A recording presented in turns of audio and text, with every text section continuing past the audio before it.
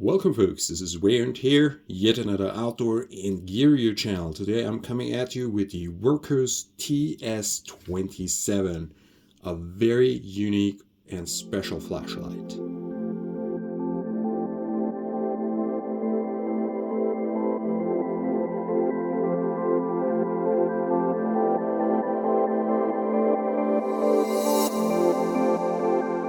Now you might say, wait a minute, this clearly reminds me of a flashlight from Olight, which also has the same layout and the lantern function, the Olight Prowess. And this is true, but the Wurkkos TS27 has triple the battery capacity and a different, very exciting battery technology. It has a lithium phosphate iron battery that is a very large cell. And this is the same cell that they use mostly in power stations and large power banks these days, like solar backup generators, because those cells are very safe. They can endure way more cycles than ordinary lithium ion cells. The disadvantage is that they have a little bit less energy density, and I think generally they deliver a little bit less voltage. So a flashlight would become more bulkier if it's based on this type of cell. However, if you have a flashlight that you need under all circumstances, like cold temperatures that you want to store somewhere, have laying around in the car, and especially such a large capacity cell, you want to go with a safer technology. So a lithium phosphate iron battery, something of that sort. It's just like they use it in those power stations. So this is the cell that we have, the Wurkkos 15,000 milliamps XH32140 cell. So this is a major cell. Let's compare it here to a soda can. So this is the cell, and this is also why this flashlight is a bit larger. And with a bit larger, I mean a lot larger. Now, I have used it, and it's still easy to handle despite the size and weight. Now, if you operate this flashlight, just make sure you have good tactical pants, like police style pants or security style pants, a good belt, and you can still carry this flashlight around very comfortable. And that's not a problem to have it in the vehicle. Yeah, this flashlight actually offers you great run times. Like at about 1,300 lumens, it should run for more than 3.5 hours, and that's a lot of light. Of course, the large body helps with the heat dissipation.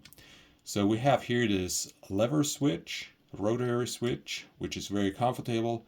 So this mode is the color mode. You have all kinds of color modes. You have, of course, different strobes, like a little bit of a police strobe, and you have basically disco modes. These modes are cool. These modes are very nice. If you ever bring the light to a party as a mood light, I always appreciate those functions. They're fun, and there are proper uses for them. Besides a signal light.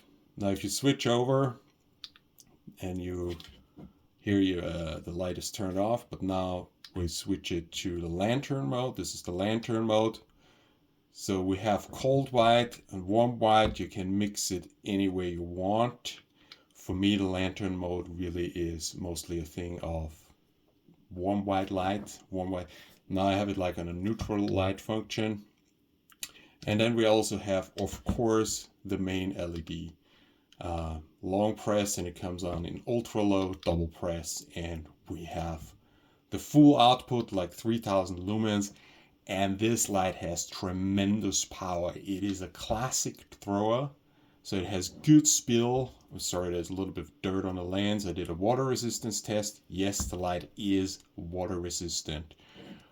Anyways, so it has an all-round beam, good spill, but an absolutely intimidating throw. So this is truly a long-range flashlight. Then you can switch just with the lever. It stays on. Once it's on, it stays on. So, and here you turn it off, turn it on. The user interface is absolutely simple, despite it offering a whole lot of functionality. The user interface is logical, straightforward. You still have an operation. You have a good manual that explains everything. Yeah, especially the flash modes maybe might be not so logical to some. Basically, just remember you have double clicks and you have long presses, and then you can go through the different modes. So yes, so this is a very unique flashlight, the Wurkkos TS27. I got it for like $60, which is an awesome price. Here we have a USB-C port. It comes with all the usual bells and whistles. We have we have a circuit type. We have a boost constant current driver, so the flashlight will aim to keep the same output for a long time, as good as possible. It's water resistant according to IP68. We have a reverse polarity protection in case you install the battery the wrong way, but actually should not even take out the battery, because who has a charger for that kind of cell anyways? You have to use the USB-C port. And we have a low voltage warning. We have a power indicator. Yes, the power indicator is here. Just when you turn it on. It will be mostly green because this light has just awesome capacity. And we have charging and reverse charging, so you can also use it as a power bank. So this is just a no-brainer. This is an absolutely unique flashlight.